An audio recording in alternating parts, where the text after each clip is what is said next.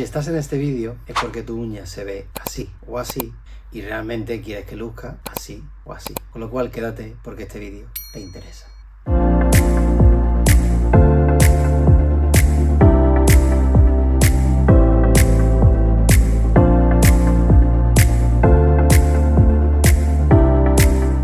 Si al final te has terminado quedando en este vídeo es porque lógicamente te preocupa mucho la salud de tu uña y bueno, el aspecto estético de las mismas. Con lo cual, como te puedes imaginar, vamos a hablar sobre los hongos en la uña, lo que médicamente se conoce como onicomicosis. La onicomicosis se puede dar tanto en las uñas de las manos como en las uñas de los pies, siendo en las uñas de los pies muchísimo más visto en consulta y muchísimo más difícil de curar y con tratamientos más complejos, y especialmente en la uña del primer dedo, que es donde más se da. Los síntomas más evidentes, bueno, mejor dicho, no síntomas, porque síntomas como tal no produce esta patología, sino los signos clínicos más evidentes son los cambios visuales en la uña, esa decoloración que se aprecia en la uña. Más que decoloración, para ser exacto, ese tono que habitualmente va bailando entre el blanco y un amarillo. Es verdad que a veces algunos hongos tienen tonalidades más oscuras, pero lo más normal es que este cambio de coloración en la uña esté en la horquilla de color entre el blanco y el amarillo, como ya he comentado. El cambio de coloración es un signo clínico más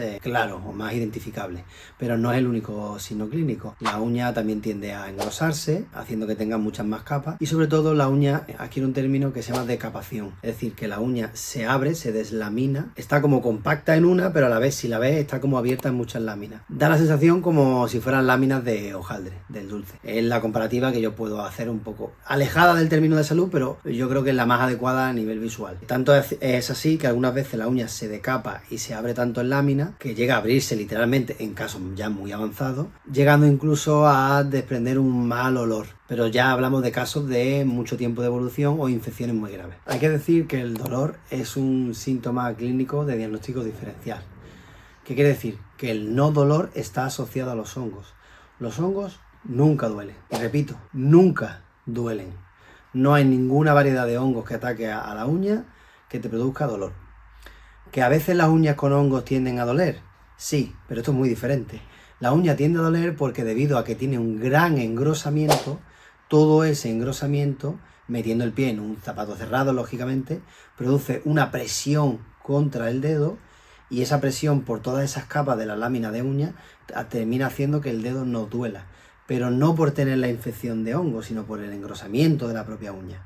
Si ese engrosamiento de la uña se produce sin tener hongo, por cualquier otra patología, también nos va a doler. Pero es por el engrosamiento en sí, no por el hongo. Hay que decir también que muchos pacientes que me vienen a consulta pensando que tienen hongo y uno de los síntomas que me describen es dolor, se confunden, porque no tienen hongo, lo que tienen es una exóstosis subungueal, que no es más que un crecimiento de un pico óseo en la punta de la falange que aprieta y oprime y golpea la uña desde debajo, deformando la uña, haciendo que la uña se levante, se engrose y se decape en láminas en algunos casos. También cambian de color con la exóstosis ungueal, también algunas veces cambian de color porque, al golpear la uña desde abajo y levantarla, el abrir la puerta entre la piel y la uña hace que entre aire, y ese aire hace que la uña cambie de color porque le entra suciedad. Con lo cual, muy importante no confundir exóstosis ungueal, que sí va asociada a dolor, con hongo.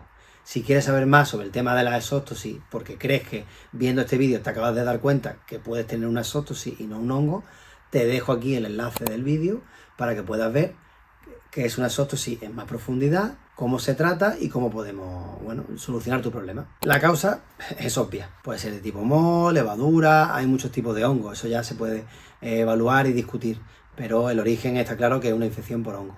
El hongo habitualmente que estadísticamente más ataca a las uñas son los dermatofitos. Me gustaría hacer un pequeño hincapié a las cándidas, que son el segundo tipo de hongo después de los dermatofitos que más atacan a la uña, porque son las típicas infecciones de hongo que se dan en pacientes inmunodeprimidos, es decir, en pacientes que tienen enfermedades de base que le baja el sistema inmune, que le baja las defensas, o bien que por tratamiento debido a causas oncológicas tienen el sistema de defensa, el sistema inmune muy bajo. Tenemos muchas maneras de clasificar los diferentes tipos de infecciones por hongo. Las clasificaciones básicamente se basan en describir la lesión. No son clasificaciones basadas en signos ni en síntomas, sino básicamente depende del color de la lesión, o depende de dónde se ubique ese color a nivel de la uña, pues se van describiendo en una escala. La clasificación puede ir de distales, proximales, totales, distróficas, superficiales, profundas. Hay muchos tipos de clasificaciones y no me voy a centrar mucho en eso porque hay mucha variedad y una variedad muy extensa. Decir que la más habitual son las onicomicosis en la zona distal, ¿vale? Con lo cual, dentro de la clasificación por lugar, las distales son las más habituales. Decir que esa zona manchada o esa zona que ha cambiado de color se puede ir moviendo, ¿eh? No es una zona fija. Hay veces que la infección puede empezar más distal, luego irse hacia una zona más lateral o una zona más medial. Se va cambiando en la ubicación. Y luego comentar que estas que hemos comentado, que son un poco menos habituales, que son las que tienen unas manchas más oscuras, se dan estadísticamente mucho menos que las que van en los colores entre el blanco y el amarillo, pero también aparece. Y esta coloración tan oscura se debe a una sobrepigmentación que produce el hongo sobre la propia uña. Los tratamientos para la onicomicosis son muy variados. Voy a explicar desde el más sencillo, que suele ser habitualmente el más económico, hasta el más complejo, lo de complejo por llamarlo de alguna manera, pero bueno, es una escala de que primero hay que empezar por la base y luego ir evolucionando si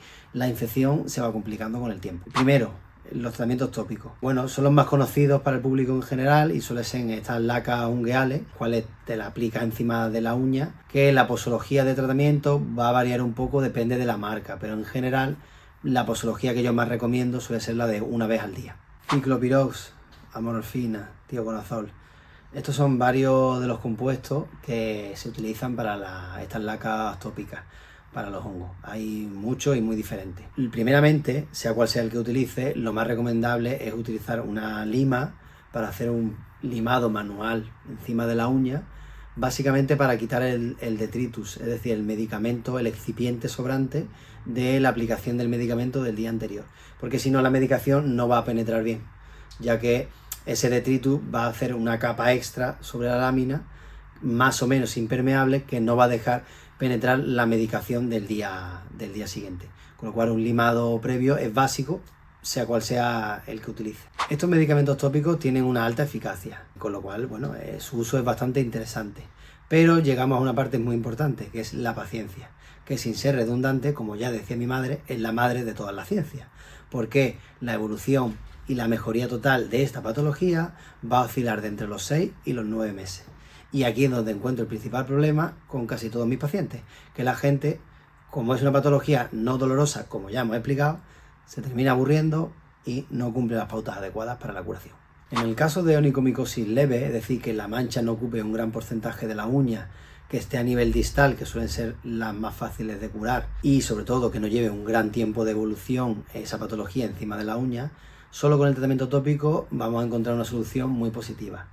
Pero yo ya en consulta muchas veces, y aparte el mandar medicación oral también hace que la gente se lo tome mucho más en serio, tiendo a combinar estos medicamentos tópicos con medicación vía oral, porque se ha demostrado que la interacción de ambas medicaciones sube muchísimo la tasa de eficacia de curación. Vamos a hablar de los antimicóticos orales.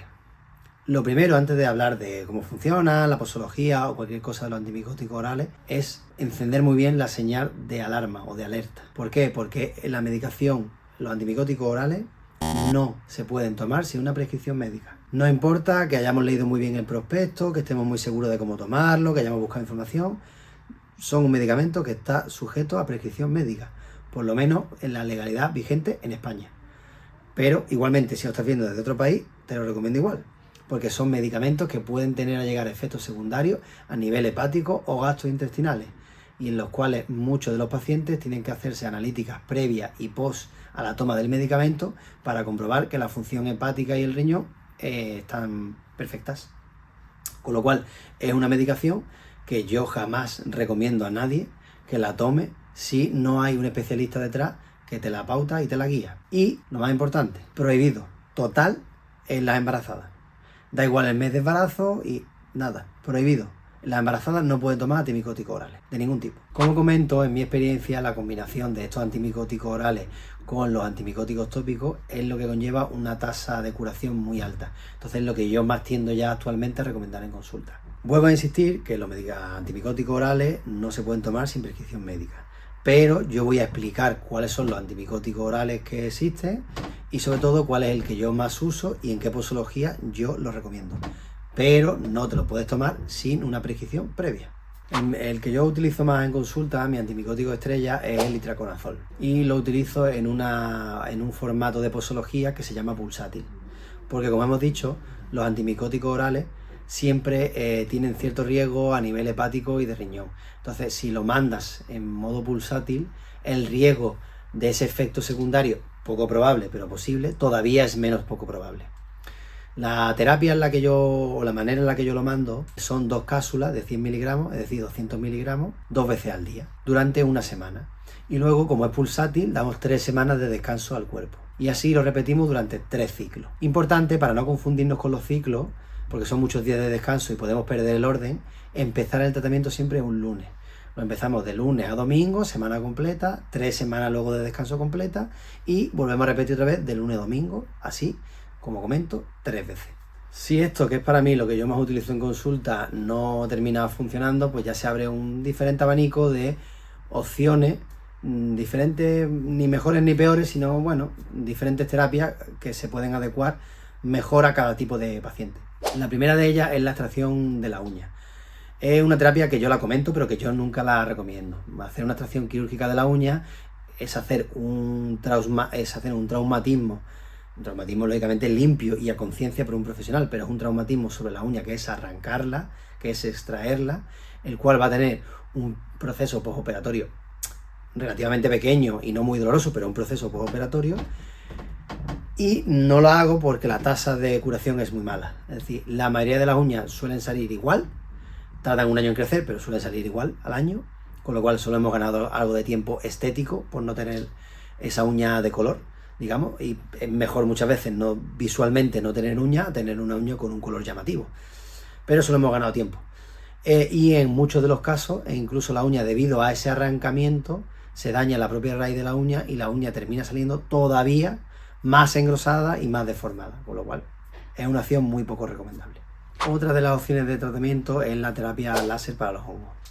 Hay que decir que esta terapia es bastante interesante y se está utilizando bastante en los últimos años. No es más que un láser que tiene una determinada frecuencia y un determinado voltaje, que lo que hace es calentar de manera selectiva las células del hongo para, a través de ese calentamiento, irritar esa proliferación celular y terminar quemando, más bien eliminando esas células de hongo que están colonizando nuestra uña. Como es una terapia fotodinámica, me gusta especificar en el vídeo que no es dolorosa, porque al escuchar la palabra calentar y uña, la primera sensación, lo que se nos viene a la mente es que va a doler, y no es, porque es un calentamiento selectivo, solo está calentando las células de la uña, pero la piel, que es lo que podría llegar a doler, no tiene una pequeña variación de temperatura, pero lo normal es que no duela nada o duela, un dolor muy bajo, nada relevante. Esta es una terapia que se está utilizando mucho y que se está en un proceso de investigación constante. No paran de salir aplicadores de cabezales láseres nuevos, máquinas láseres cada vez mejores y más potentes al mercado. Entonces es una terapia que al presente ya es muy utilizada y que a futuro seguramente sea la terapia estrella.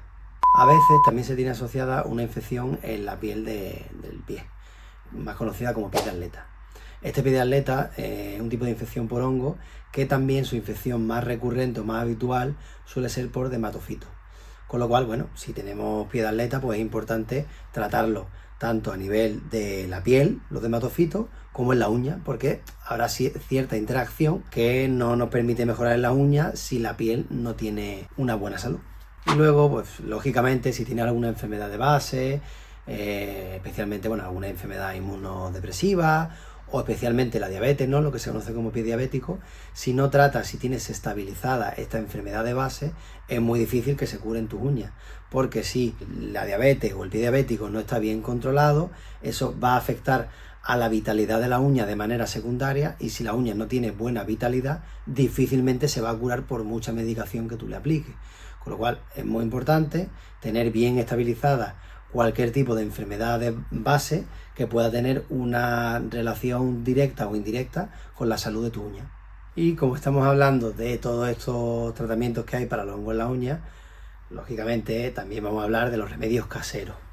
Aunque esto es un canal que está enfocado siempre a dar los consejos médicos y tratamientos, Hay remedios caseros de la medicina tradicional que, oye, pueden ser bastante interesantes. Después de una búsqueda bibliográfica y en diferentes páginas web médicas y no médicas también, muy amplia, básicamente me quedo con 3 tratamientos. Hay muchísimos, muchísimos. Algunos mejores, otros peores, algunos con más bases científicas, otros con menos. Pero bueno, yo directamente os sintetizo los 3 más interesantes, de los cuales voy a dejar pequeñas pinceladas para que vosotros ya tengáis la idea de cuál puede ser y, bueno, ya os podéis plantear la opción también de un tratamiento natural o en casa. El primero es el Vivaporub, muy utilizado para el tema de la respiración, la congestión de pecho y garganta y todo eso. Pues también tiene, especialmente en los países europeos, se está utilizando mucho, no viene en el prospecto médico, pero se está utilizando mucho la aplicación para los hongos en la uña. Básicamente, en resumen, es una aplicación una vez al día y hay que dejar la uña luego bien tapadita para que se absorba bien el medicamento y, al igual que en los tratamientos médicos que hemos hablado anteriormente, de 6 a 9 meses para esperar una buena evolución y una curación. Luego, el extracto de ageratina es otro remedio también natural o casero muy utilizado. En este caso viene de la medicina tradicional mexicana y es muy utilizado en la zona de Centroamérica y se puede comprar para farmacias, herbolarios y demás tipos de tiendas parecidas. Viene en un pequeño frasquito. Entonces tú te vas a aplicar un poco de cantidad de ese frasco, y luego vas a tapar muy bien la uña y lo mismo, vamos a esperar también de 6 a 9 meses. Y el último remedio que voy a dar es el vinagre de manzana. En este caso, lo que hacemos es mezclarlo con agua tibia, ¿vale? Tiene ácido acético al 5%, y de ahí el motivo por el que tiene bastante buena aceptación y bastante buena tasa de curación con los hongos.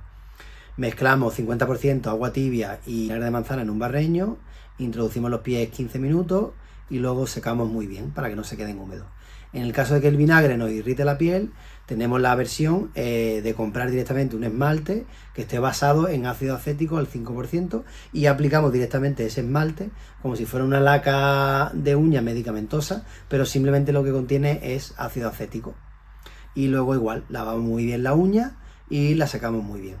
Esos son los 3 remedios naturales o caseros que yo más recomiendo. Haciendo un poquito de spoiler futuro y demás, os comento que en muy breve, después de este vídeo, vamos a subir otro vídeo al canal de remedios caseros o naturales para la eliminación de los hongos, en el cual voy a explicar estos 3 tipos de remedios muy en profundidad, cómo evolucionan, cómo se aplican exactamente, y también voy a explicar otros tips o consejos que son muy interesantes para la curación de tus uñas. Ahora voy a proseguir explicando cuáles son los remedios caseros que yo no mandaría jamás y que yo no utilizaría jamás. Cuidado sobre todo con algunos de los remedios caseros que podéis leer por internet o que os puede recomendar algún amigo. Si algo quiero con este vídeo, por supuesto, es ayudaros a eliminar los hongos de la uña, pero es que no tengáis más problemas de salud de los que ya tenéis antes de ver este vídeo. Uno de los que más me encuentro, de los que la gente más usa y es para mí de los menos recomendables, es el uso del hipoclorito sódico, es decir, la lejía. La lejía es un desinfectante, no es un antiséptico, con lo cual, si es un desinfectante, solo está utilizado para limpiar superficies o texturas no vivas, ¿vale? Tejido inerte. No se puede utilizar para la piel, ni para la mucosa, ni para ningún otro tejido vivo. La gente lo que hace habitualmente es aplicarse o bien lejía directamente sobre la uña, lo cual es muy corrosivo y te va a irritar seguro muchísimo la piel, o si no, la trampa que hace algunas personas es cogen un barreño de agua y echan una pequeña cantidad de lejía, con lo cual la lejía ya está muy diluida. Cierto es que al diluirla y tener mucha agua es mucho más difícil que sea corrosiva para la piel o para la uña, pero que sea más difícil no quiere decir que no sea corrosiva, sino simplemente que es más difícil que nos dé problemas. Pero por favor, no hagáis caso al consejo de la lejía, no utilicen la lejía para curar los hongos en las uñas. Donde, como sí es lógico, lo podemos utilizar es como desinfectante, con lo cual para las corta uñas, las tijeras, la ropa de calcetines, medias, los zapatos, en ese tipo de productos, o sea, en ese tipo de utensilios para el día, para cortar la uña, para calzarme, sí que es bueno, incluso en la misma bañera, para limpiar la bañera o el suelo del baño. Ahí sí que es muy interesante el uso de la lejía como desinfectante. ¿Qué personas tienen más riesgo de infectarse por hongos? Lógicamente las personas mayores. A más edad, más problemas. Básicamente porque habrá seguramente una peor circulación que cuando éramos más jóvenes, o habrá algún tipo de enfermedad de base que, como ya hemos comentado, tipo la diabetes, afecta a la calidad de vida de la uña y, lógicamente, contra más años de vida tenemos, más riesgo de tener algún tipo de esas enfermedades crónicas. Traumatismo en la uña. Lógicamente, una uña que ha sido golpeada o que ha sido aprisionada por un zapato es una uña más débil. A más debilidad, más fácil es que una infección llegue a nuestra uña. La sudoración, los hongos están muy cómodos en ambientes húmedos, y eso ya lo hemos comentado también durante el vídeo. Por lo cual, si tienes una alta sudoración, es más fácil que te infectes por hongo. Las enfermedades crónicas. En un principio las he explicado asociadas a la edad, pero las enfermedades crónicas no tienen por qué ser solo asociadas a la edad. Puede haber pacientes jóvenes que también tengan algunas enfermedades crónicas o enfermedades inmunodepresivas que afecten a la salud de vida de nuestros pies y directamente de nuestras uñas.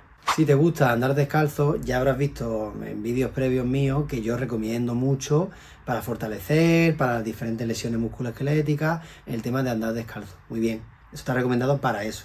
Para la problemática de los hongos, lógicamente, no es recomendable andar descalzo. ¿Por qué? Porque el suelo, aun siendo el suelo de casa y por muy limpio que esté, no deja de ser una zona sucia de la casa, el suelo. Con lo cual, si estamos descalzos, estamos acercando la uña a una zona sucia y a partir de ahí las probabilidades de tener hongo son mucho mayores. Y como ya he comentado anteriormente, tener pies de atleta. Lógicamente, si ya tienes infección por hongos en la piel, eso puede relacionarse directamente con una futura infección por hongos en las uñas de los pies. Vamos también a comentar las pruebas médicas que se hacen para la detección de los hongos. Lo primero, lógicamente, es la experiencia del profesional. Si acudes a un especialista que ya lleva mucho tiempo tratando y viendo este tipo de patologías, simplemente con una visión clínica o una observación de los signos y síntomas, ya te puede diagnosticar con mucha fiabilidad que tienes hongo. Que eso no es del todo 100% acertado, es correcto, eso no es 100% acertado. A partir de ahí se abren un par de posibilidades. La primera es hacer un raspado sobre la uña y hacer una observación directa mediante una tinción de hidróxido a través del microscopio, porque este hidróxido lo que va a hacer es hacer que la fibra de la uña, del hongo, perdón, los filamentos del hongo sobre la uña, se vean con más claridad y se puedan observar si hay hebras de hongo dentro de la propia uña. Luego hay otras veces que este mismo raspado, para estar más seguro, se manda al laboratorio. Es decir, que el análisis de laboratorio es la prueba gold standard en la infección por hongo. Es decir, la prueba diagnóstica más clara y más precisa. Aun siendo esto verdad, hay muchas veces que por una mala manipulación de la muestra, muchas veces a consulta me llegan falsos negativos. Quiere decir que el informe del laboratorio dice que no hay hongo, pero realmente la uña sí que tiene hongo. Y esto no es por la prueba per se, sino por, como comento, es por la mala manipulación de la muestra. Tanto es así que en diferentes estudios bibliográficos dice que de un 20 a un 25% de las muestras la cadena de cierre de custodia está mal trabajada y la manipulación hace que haya muchos falsos negativos. Y por último, con esta patología, el diagnóstico diferencial. Es decir, tiene que haber patologías, como todas en la vida, que se puedan llevar a confusión a la hora del diagnóstico y no tener claro si tengo esta o tengo esta otra patología. Bueno, las principales diferencias o patologías con las que se puede confundir una infección por hongo es, como ya he comentado al principio del vídeo, la exostosis ungueal, otras veces la psoriasis ungueal, que se caracteriza por tener pequeñas manchitas, que se llaman como manchas de aceite, y bueno, son manchas que, bueno, cada visión se pueden confundir con un hongo. Y otras también es la patología del líquen plano, que es otra patología de la uña que también se puede confundir con cierta facilidad, sobre todo en un ojo no experimentado, con una infección por hongo. No me puedo ir sin, como siempre, decirte, igual que en todos mis vídeos, que lógicamente esto es un vídeo informativo de una persona que lleva muchos años en la profesión y que claramente tiene una formación para saber por qué cuenta las cosas.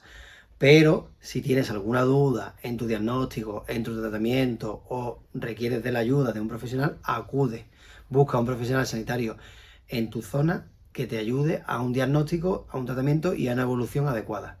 Esto es lo más importante. Si has llegado al final y el contenido de este vídeo realmente te ha gustado, dame un buen like, porque eso siempre ayuda un montón a que el canal siga creciendo. Escríbeme abajo en el cajón de comentarios alguna duda relacionada con el tema que hemos tratado en el vídeo o cualquier otro tema de cualquier otro vídeo de salud que te gustaría que hablara en el canal. Suscríbete y pincha en la campanita, que es muy importante para que te lleguen futuras notificaciones de los vídeos que seguiremos creando en este canal. Adiós a todos, hasta el próximo vídeo.